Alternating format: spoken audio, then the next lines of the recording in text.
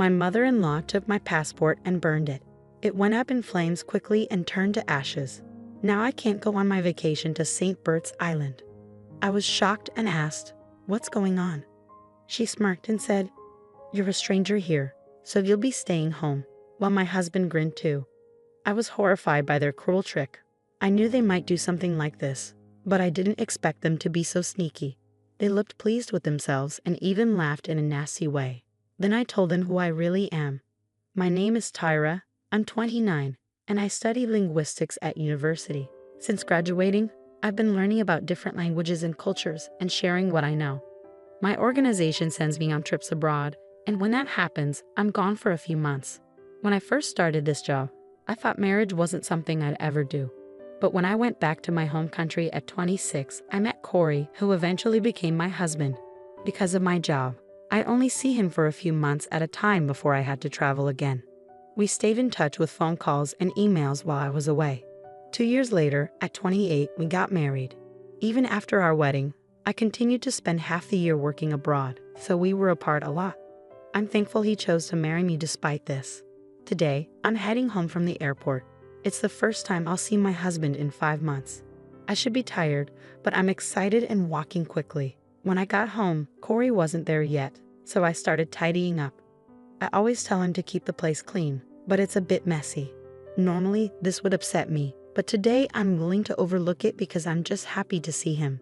While I'm cooking, I hear the front door open. Corey walks in, and I rush to greet him. "Corey, welcome home. It's so good to see you." "Oh, hi, Tyra. You're back. Is that all you can say? We haven't seen each other in 5 months." "Well, we've been living like this for a while, so I'm used to it." "What? Can't you at least say you missed me?" "Oh, what? I'm tired. Anyway, is dinner ready?" "Yeah, I just finished cooking. Let's eat." Eating with my husband after so many months feels like the best meal ever. Normally, I'd be happy with just this, but today feels a bit different. "Hey Corey, why do you keep staring at your phone?"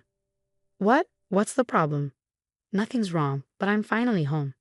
"You've been glued to your phone and haven't really talked to me. We've been in touch through calls and emails all this time, haven't we?" "There's nothing new to talk about now." "That might be true, but it's been a long time since we've seen each other like this." "So why?" My frustration with my husband's attitude makes my voice rise. It looks like my comment upset him. He stood up, put his phone on the table, and glared at me. "You know what? You were just on a plane, but I'm exhausted from work." "Got it?" "Hold on. I also jumped on a plane right after work. Didn't you talk to me like that?" "I didn't ask you to do that. You just rushed home on your own." "What? You don't have to say it like that. I missed you. I'm just saying I didn't ask you to come home. If you're going to be like this, don't come back at all. You're being annoying, Tyra." He slammed the table and stormed out of the living room, leaving his dinner untouched. What's wrong with him? Why is he being so cold? I haven't seen him in a long time. Was I the only one excited to see him? What's the point of coming home early if it's like this? Tears fell from my eyes and onto the table. Our reunion was even more disappointing than I had feared. The next day, his attitude didn't improve. When I greeted him with a good morning, he looked at me coldly. "I envy you," he said. "You get to relax at home all the time while I'm stuck working." "That's not true," I replied. "I have a lot of work to do, like summarizing our activities and preparing for the next training session. It's a lot of work, more than you think. Either way, it's something you can do at home. I wish I had a job where I could spend half the year like that." "You don't have to talk like that." "Well, I'm just a company guy, so I have to go to work. You enjoy your time at home, princess." "What the heck, Corey?" Ignoring me, my husband left the house. We had a few arguments before we got married, but he had never been this sarcastic. I was really confused by his behavior and wondered if his words were causing problems between us. I thought about what I might do to improve the situation. While I was going through work materials, I decided to tidy up the house. As I was vacuuming and changing the bed linens, my phone rang. It was my mother-in-law. Feeling uneasy, I answered the call. "Hello, Tyra here." "Hi, Tyra. It's been a while. I heard you're back home and that you arrived yesterday." "Yes, that's right. And I also heard you upset Corey." He was quite angry. "I'm sorry, but it's nothing that should concern you." Well, since you're back, how about we plan a family trip? What? I was taken aback by her suggestion. Before I could respond, my mother-in-law continued. I was just talking with my husband about going to St. Bert's Island, and Corey mentioned he wanted to join us. What? That's... So Tyra, you're used to traveling abroad, right? Could you help us with hotel reservations and other arrangements? Me. Or are you having trouble understanding what your mother-in-law is asking you to do? Her voice grew colder. It was clear she didn't really want to travel with me. She just thought it would be easier for her since I'm experienced with travel. I knew my mother-in-law didn't have a high opinion of me. She'd been sarcastic ever since we first met at the wedding reception. Even after 2 years of marriage, things hadn't changed. I often received messages from her while I was working abroad. How can you be a wife and stay away from home for months? If you don't take care of the house, I'd rather my son marry someone else. It was a mistake to let him marry you. That's the kind of text I used to get from her. So I had a bad feeling about this call. I never imagined I'd be used for planning a family vacation. But maybe it's better than the usual verbal abuse. I was frustrated with myself for not being able to say no, even though I knew I was being used. A few hours later, my husband came home from work in a much better mood than earlier. He tossed his briefcase on the sofa and, smiling widely, called out to me. Mom called, didn't she? We can go on a trip to St. Bert's. Yeah, I heard. But you know what? What? You're not thinking of turning it down, are you? Mom wants you to come with us, I understand, but why don't you just go with your mom and dad like you originally planned? As soon as I said that, my husband's demeanor changed. He clicked his tongue and his tone became more threatening. You need to understand your role here. The only time you're useful to us is when we're traveling. You don't have to speak like that. It's true, isn't it? Anyway, you'll handle all the flight and hotel bookings. And everything should be in my name, as you probably know. What, Corey? You're going to pay for the whole trip. What are you talking about? We'll split the cost 50-50. It's a small price to pay to show respect to our parents. What is that supposed to mean? If you've got time to lounge around at home, make the reservations now. This isn't right. I don't want to. What are you mumbling about?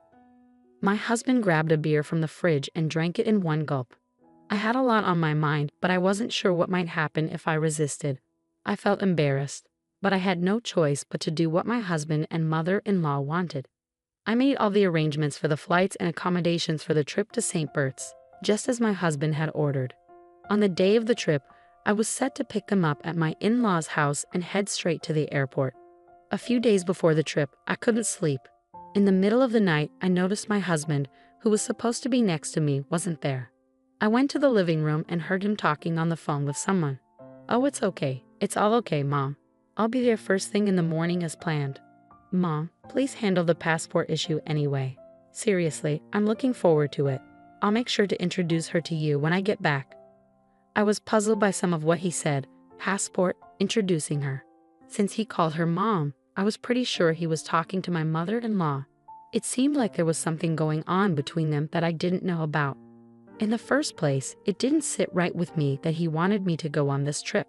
What could they be planning if I went to my in-laws' house? I didn't have all the details, but I decided to stay extremely cautious until the day of the trip. The day of our trip to St. Bert's finally arrived. I packed my carry-on and handbag, which included my husband's things as well. With everything ready, my husband and I headed to my in-laws' house. I braced myself for whatever was coming, knowing I had to deal with it. When we arrived at my in-laws' house, my mother-in-law was the only one to greet us. Oh, hi, Tyra. It's been a while. Good to see you. We're almost ready. I'm going to grab a few things for the trip, so it might be a little while. Okay, take your time. Oh, and Tyra, could you bring the carry-on case from the other room? It's heavy, so please get Corey to help you. Sure, I'll do that. I noticed when my husband and mother-in-law exchanged knowing looks. I kept my passport in my pocket, just in case. Following my husband's instructions, I carried the carry-on case back into the living room. There was my mother-in-law, smiling with a hint of mischief. She was holding my passport and grinning. Now you can't go on the trip to St. Bert's, she said. What do you mean? I'm going to burn this passport right now. What did you just say? I was just using you to handle the trip arrangements. What are you doing? You're a stranger here, so you'll be staying behind. Too bad. She went to the kitchen, lit the passport with a lighter, and watched it burn. The passport started to turn to black ashes in the sink. Once it was completely destroyed, she said, "We did it." My husband cheered. "Yeah, Mom, we made it." "No," I said. "It's just the three of us on this trip. We'll get to meet Corey's new girlfriend when we get back, right?" "Yeah, I've already set that up," my mother-in-law replied. "We don't need this useless woman anymore," my father-in-law said. "You know when something isn't working." He pulled out his cell phone and showed me pictures of himself with another woman, looking pleased with himself. "I'm not divorcing you for the sake of my reputation, but you'll be staying here while we go on our trip. When we get back, I'll move in with her, and you can leave." My mother-in-law laughed mockingly at his words. Their expressions were full of malice. At that moment, I knew I didn't belong in a family like this anymore. I forced a smile and said, "By the way, whose passport is that?" "What are you talking about?" "It's yours, of course." "I took it out of your handbag, so it's your passport." "My passport is right here," I said, holding it up. "What? Why? It can't be." I pulled my passport from my pocket and showed it to her. My mother-in-law's face went pale as she stared at me in panic. "That's not possible," she said, her voice trembling. "Yes, it's my passport. See for yourself." It seemed that my mother-in-law had snuck into my handbag and mistakenly thought she'd have found my passport. How could she have burned it without checking properly, especially with her malicious plans? "Whose passport did I burn then?" she asked, her voice quivering. "I guess it was your son's passport that was in there." "So you burned my son's passport?" she asked, horrified. My mother-in-law turned white and began to tremble. My husband, furious, started blaming her. "Mom, what have you done? I told you to be careful. I only found one passport in her handbag. Who would have thought it belonged to me? I don't care. You didn't check properly, and now look what happened. You're saying it's my fault? If you had checked from the start, I wouldn't have made this mistake. What the hell?" Before long, they were blaming each other. I was furious and disgusted by their behavior. "Hey, Tyra, do something." My husband yelled at me, but I was not about to back down. "Seriously, who do you think you are? Telling you what to do. You cheated on me behind my back. How dare you? Both you and your mother are despicable." "Hey, who do you think you're talking to?" "I'm talking to you and your awful mother. Don't think I'm just going to let this slide. You're going to pay me back for the affair and all the nasty things your mother has said to me. Be ready." Just then, my father-in-law came downstairs. "What's going on? What are you doing?" When I told my father-in-law everything, he was furious. The trip was canceled, my mother-in-law got a divorce, and my husband was disowned by his father and banned from coming home. I consulted a lawyer, and we finalized the divorce. I also demanded alimony from both my ex-husband and ex-mother-in-law. They had to pay the alimony in one lump sum and cover the cost of canceling the trip to St. Bert's. Since they didn't save any money, they had to borrow to cover the alimony. In the end, they managed to repay everything by borrowing funds. Now my ex-husband lives with his mother and it looks like they are struggling financially. He was also dumped by the woman he had an affair with. As for me, I used the alimony money to move into a condo and enjoy living alone. After all the cheating and mistreatment, I went through many difficulties, but now I'm free and loving life. I plan to continue traveling, learning about different cultures, and sharing my experiences with the world. Thank you for watching. If you enjoyed the story, please subscribe to our channel. See you in the next video.